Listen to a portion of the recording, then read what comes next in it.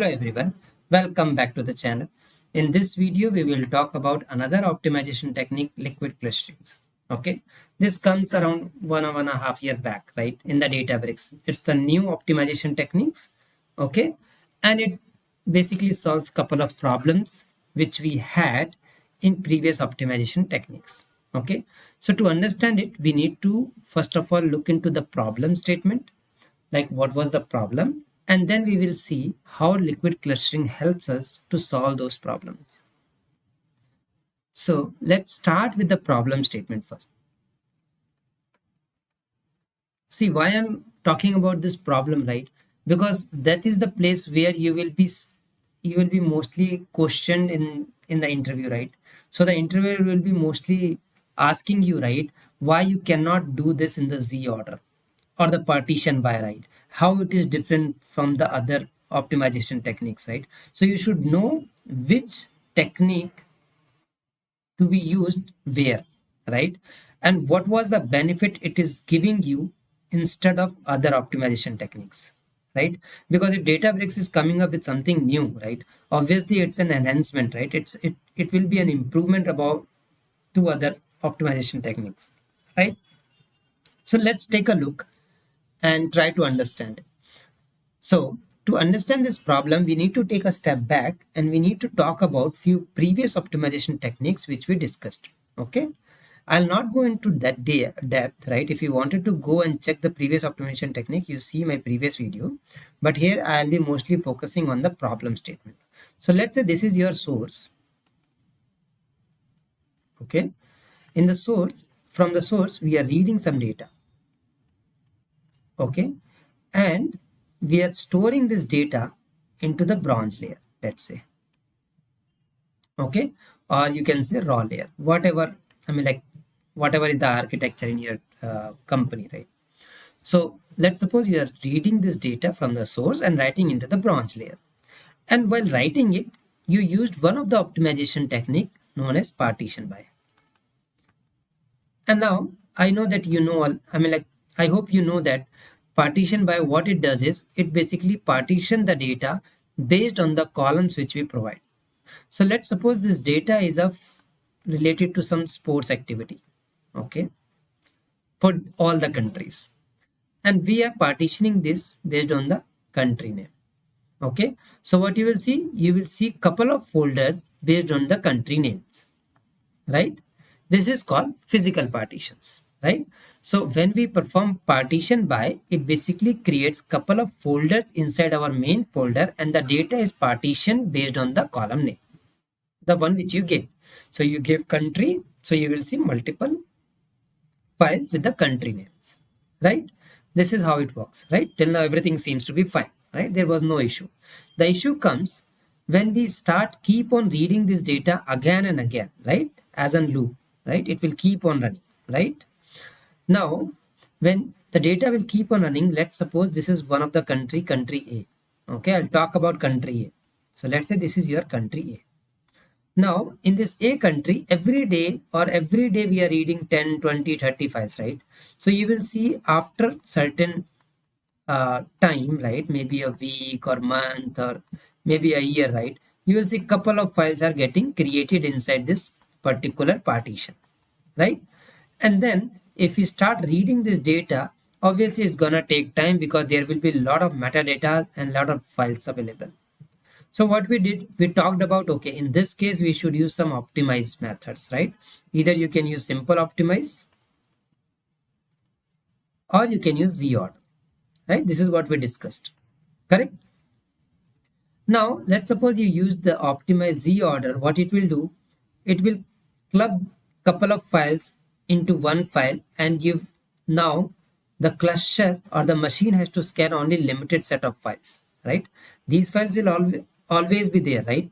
You will see these files in your landing zone or wherever you're storing the data. On top of this, they will create few more files, and going forward the engine will scan only this file, not all the files, right? We discussed about this in my previous video, and this is how we will optimize this particular issue as well, right? All good till now, everything is fine. Now let's talk about the issues. Now what comes, So till now everything seems to be fine. The issue comes when things started getting changed, right? Let's suppose user changed the requirement. Now they said, I wanted to query the data mostly based on the player name, not on the country. Okay, player name. So you thought, okay, since if we run the query for the player on this particular partition, it's gonna take time. So you will use another optimization technique, repartitions, right? And you will repartition this data based on the player names. But do you think it's end of the story? No, right? Maybe customer will come again and they will say no. We just don't want player name or country. We want some other columns as well. So what you're gonna do? You're gonna do again repartition by, right? Imagine if you have the data of 1 year and you are doing the repartition, how much time it's gonna take. And if it is the repetitive activities, it will be like a headache, right? And this is the problem, first of all. The problem is the change adaptability, right? How these changes can be adapted by our system, right? That is our first problem. So the first problem is the adaptability of the changes, right? So flexible keys I can write, right? Correct. So this is our first problem. The second problem was again that was not uh, like that is not related to the files but mostly the structure, right? Because the data is getting partition based on the folder names, right? So the second problem was the physical partitions, right? Correct. And the third problem was since the data is keep on ingesting, right? Even though we perform the optimize, right? You will again receive new data files, and later on again you have to run some optimize command, right? To again merge it and do it. While merging it, the problem was there is no support for concurrent operations, concurrent write. Okay, no concurrent write operations at that time. So these are the three major problems with these all optimization techniques. Okay. And these all problems are solved in liquid clustering. Now let's talk about the solution. How liquid clustering solve these problems, right? So since the problem was first of all the flexible keys, right? Since we are partitioning the data based on the physical partition, based on partition column, right? It is really tough to change these partition. The only way is to do repartitioning, and it's gonna take or cost so much of money. And again, it's not a feasible solution because these kind of changes can keep on come, right? I mean, like customer can keep on asking to change these columns, right?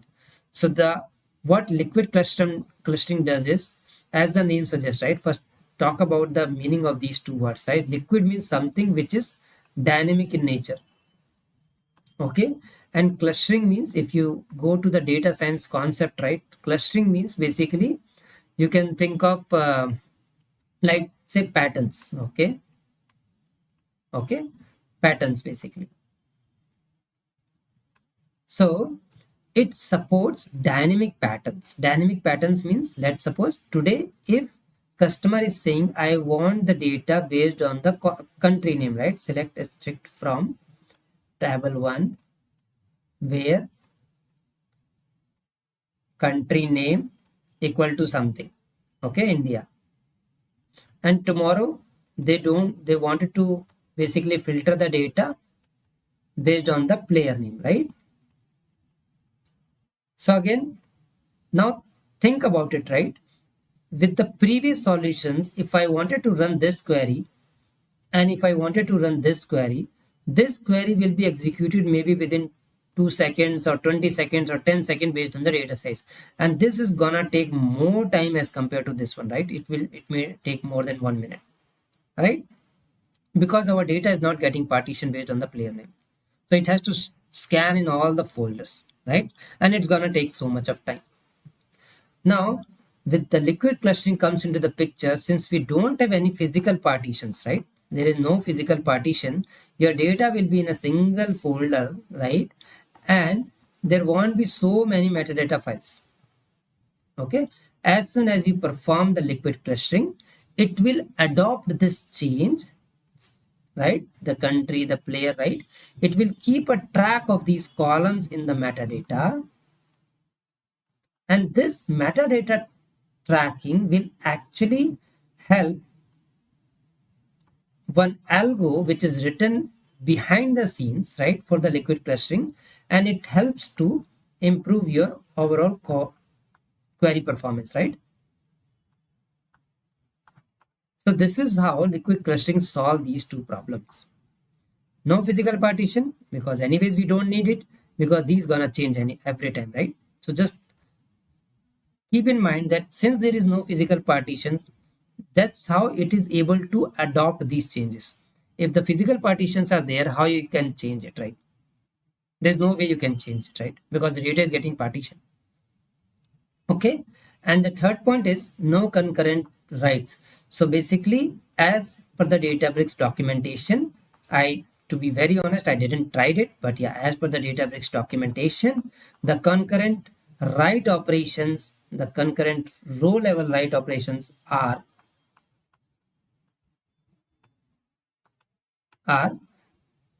basically allowed in the liquid clustering. Okay. So this was the problem. This is the solution. And this is why this concept comes into the picture, right? So I hope the concept is clear now, right? Why it came into the picture. I will show you actually, practically, I will show you that the partitions are not there and how the data is getting laid off, right? I mean, like basically in the folder, right? How it is basically stored. Now, we'll talk about few of the important questions which they will ask you in the interview, right?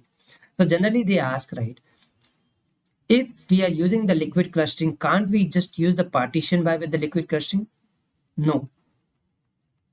If we are using the liquid clustering, right, you cannot use partitioning as well as z order. You cannot use it. It's not allowed.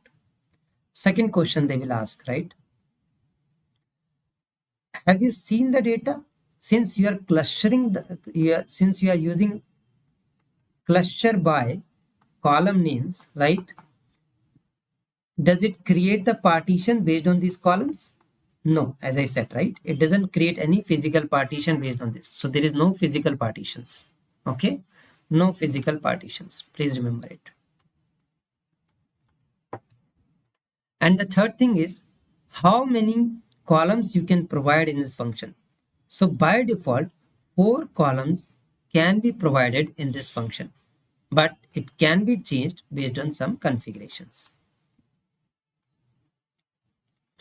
The fifth important concept is by default, as you said, right, this liquid clustering adopt the changes. Let's suppose these 4 columns you have added, but user is keep on querying the data based on some other columns, okay, from the table. So will liquid clustering will support that change? Will it adopt that change? Yes, it will adopt if that columns is like that column is within the range of 32 columns, first 32 columns. So by default, liquid clustering scans, right, or keep a track of first 32 columns of a table. If your table have more number of columns, you can again change this configuration. But by default, 32 columns, it keep a track of these 32 columns in case of liquid clustering. So if the user is using some other columns instead of these 4 columns, it will be able to adopt the change and manage your data. Okay. So these are the important concepts. Now let's talk about the implementation, which is quite a simple part. Okay. So implementation wise, instead of partition by, right, partition by function, you need to use cluster by function. That's it. That is the only change. So implementation, see how easy it is. So it's not about the implementation every time, right? It's all about the concept, the logic, the reason, right? And that's where you will be able to give the answers in your interview. So let me switch over to the Databricks workspace and I'll show you how you can use it. Okay, the cluster is not turned on. Let me stop, pause the record. Okay, so the cluster is up now. I'll talk about few functions which I have written. If you have seen my previous video, you will know. So this is one of the function which I have written to handle some of the special characters which is there in my data frame, column names. I'll just run it. And this is the function which is just for the flattening the JSON. So you don't have to worry about it. And from this step onwards, we will see the actual codes. So first of all, I'll show about the, I will talk about the files which I have in the DBFS. So let me show you. Let me go to DBFS, catalog, and browse DBFS, file store, tables, not tables, yes, tables. And inside tables, you will see two folders. One is sample file testing and sample file testing 2. Both folders has one file. One is customer, another one is also customer next. Okay, so these are the two files which I will be ingesting one by one. In the first run, I will ingest one file. In the second one, I will ingest another file. The reason of this is I wanted to show you how things change behind the scene when we keep on ingesting the data. Okay, that's the reason. So I'll just run this and it will show you the number of folders right inside this location as I have shown you. And apart from this, I will create my delta tables inside this folder, the Databricks performance folder, right? As of now, there is nothing in it. Okay. So if you see, it's empty. And here, these are the two folders which I have shown you just now. Correct? So let's take a step ahead. So this is Z order. First, I'll talk about the Z order, how files are getting ingested in the Z order, right? And if you remember, right, Z orders actually leverage the concept of partition by, right? Because we are partitioning the data. So obviously, first of all, we are reading the file from the first folder. We are writing it with the partition by country name. So you will see so many countries there. Once the data is written, we wanted to see the data, right? So this is table name. And then I will show you how the logs files are created and what these log files contains on a very high level, because I already talked about these files in my previous videos, right? So if you don't know, just check my previous videos and you will find it, right? I'll drop the link in the I button as well. So here I'm just reading those metadata files and I'm showing you the history of the table, which will show you one record ingested, one write operation basically. So let me run it quickly and it will create the folder inside performance, data skipping, Z order. As of now, you see after performance, we don't have anything. Let me run it first time. It will take 30-40 seconds. We can skip that.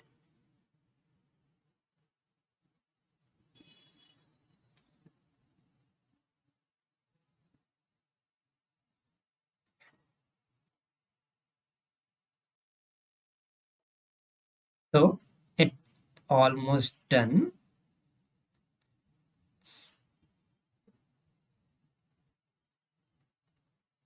Let's see. My cluster, I am using a very small cluster. That's the reason it's taking more time actually. But yeah, it's fine. So if you see here, as of now, one metadata entry is there. It means one CRC file is there and one JSON file is there. Okay. And inside the JSON files, we have couple of records for each of the partition. You see the country name Denmark, country name Cuba, right? You'll see a couple of country names. I'll show you the partition as well. And in the history, you see there is one write operation performed on this delta table, right? And this is partitioned by the country. Okay. And if you see here, it will show you the number of files getting created and the number of rows, right? So you will have the details in your history if you wanted to see the snapshot. Now I'll show you the catalog. Let me double click again. Yes, now you see the data skipping folder is there. Inside data skipping Z order, and inside Z order you see the data is physically partitioned, right? And inside each partition you will see 5 files. Okay, and I already explained these logical partitions, right? How they get created based on the cluster configurations, right? We already talked about. I'll put that video also in the I button. You can have a look. So now the first time file has been written. Okay, let me do this operation again from a different folder, from this folder. Okay, and after this we will perform the Z order. Let me run it. It's gonna take again 20 seconds or 30 seconds. It's almost done.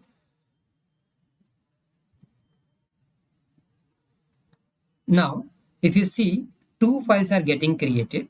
Okay, and the partitions will be same, and the history will again show you two operations. Okay, and again same kind of operations, nothing new. I'll not waste much time. I'll run the third cell where we are doing the optimize with Z order, and I'm doing the Z order based on the company name. Okay, I wanted to show you this operation matrix before that, and you will see this these details here. And one more thing, operation parameters also. Now after running this command, you will see few new parameters or operations somewhere. Okay, I'll show you what we are doing. And once performing this optimize on the basis of Z order, we are checking these files and we are checking the history. What will happen to the history? Let's run it.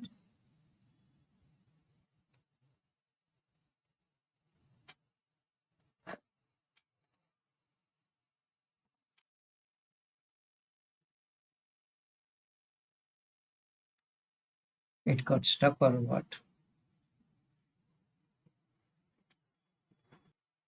Okay, I think it is done. Because there are so many partitions, right? See this optimize command, like how much time it is taking.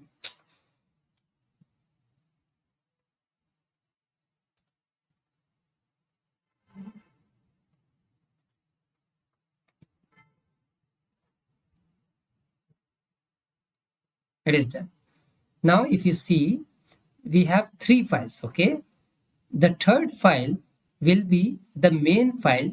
Going forward, the engine will scan, and it will not worry about the last 2 files, because the third file will have the entire details after optimization. See, the first file 1215, with the second file you see the number of files getting increased, and with the third file you see everything getting decreased, right? So that's how it works. And inside this every folder, earlier we have 5, right? Since we have written the data one more time, you will see these numbers again, 1 2 3 4. And since we have performed optimize as well, you will see one more extra 000 file. Okay, so let's check. You see, so we have 0 0 3 times, because the one is the new one which gets created after optimize. Before that there were uh, two records, right, for each number. It means we have written the data 2 times from 2 different files. Okay, so this is how the underlying architecture or underlying data gets changed when we do the Z order. And if you see the operation parameters, right, the earlier ones, right, and this new one, it will have a again another option, right, parameter, which is called Z order. Okay, now I will perform the same operations with the help of liquid clustering. This time I'm changing my delta table path. And the reason I'm doing it the Z order as well as liquid clustering, just to show you the difference, right? How the underlying structure does. Okay, let me run it. This is for the first file, which is there in the sample file testing, and it will create another folder in the data skipping clustered by. Let's take a look. Let me take a step back. Till now we have Z order. In some time we will see another folder as well. See, cluster by came. And initially we have only 5 files. See, it's done as well. It didn't created those many partitions for each of the country, right? Even though I'm using clustered by country. See, so that's why always remember in the cluster by, or when we are using the liquid clustering, we don't see any physical partitioning of the data. It will create a logical partitioning in the CRC and the JSON files in the metadata file itself. It will hold that information. You don't have to worry about it. And even in the history command, right, you will see cluster by country. Okay, it holds that value, so you don't have to worry about it. Now, if I run it again, first see the data underneath it, right? Clearly, you see that only 5 files are there based on our cluster configurations. I'm keep on repeating cluster configuration so that you will always remember, right? These are not the logical partitions. Sorry, these are not your physical partitions, but the logical partitions. Okay, let's run it now.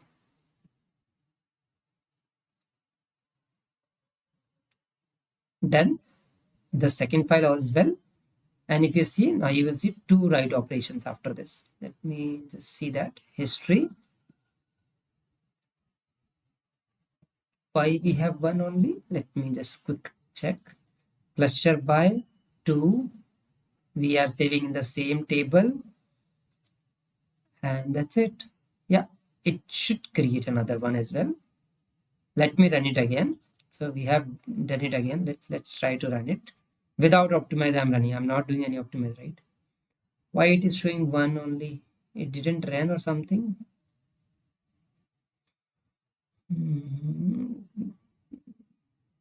Let me see.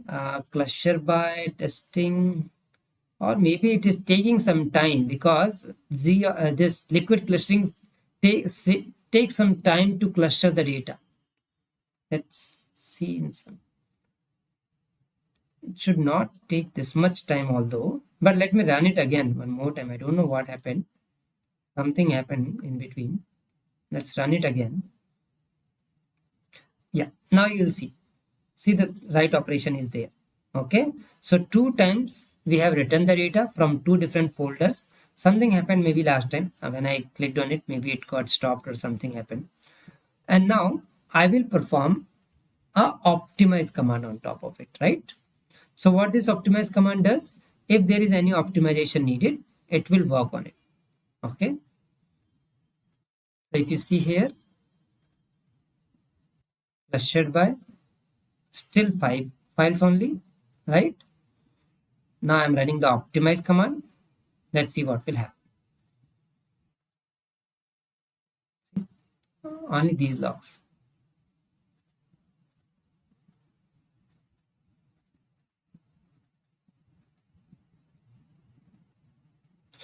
Oh, my bad. Okay. I think the name was changed. That's the reason we saw first time only one and then again second time we saw. So let's suppose I have written the same file again 2 times. You will see these folders and one new file is getting created for the optimized one, right? So now the engine has to just scan this file, right? Not all the files. And here you will see for each action or each operation, you will have the CRC and the JSON files created. Okay. So I hope you got some idea. You see that 2 time optimized by mistake I have ran it. And that's why it is showing 2 times. Nothing has been changed. It's just that it removed all those files and maybe it just created a single file. So you see the number of files removed 10. So going forward, the engine will not scan those 2 files, those 10 files, but only scan the new file which is getting created out of this optimize command. Okay. And this operation will keep on running in the background with the Unity catalog. So you don't have to do it. That's the best part.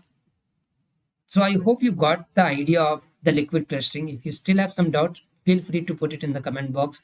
If you think like I did something wrong and I explained something wrong, please add it in the comment. If you still have any more questions, feel free to write it. Thank you. Thanks for watching this video.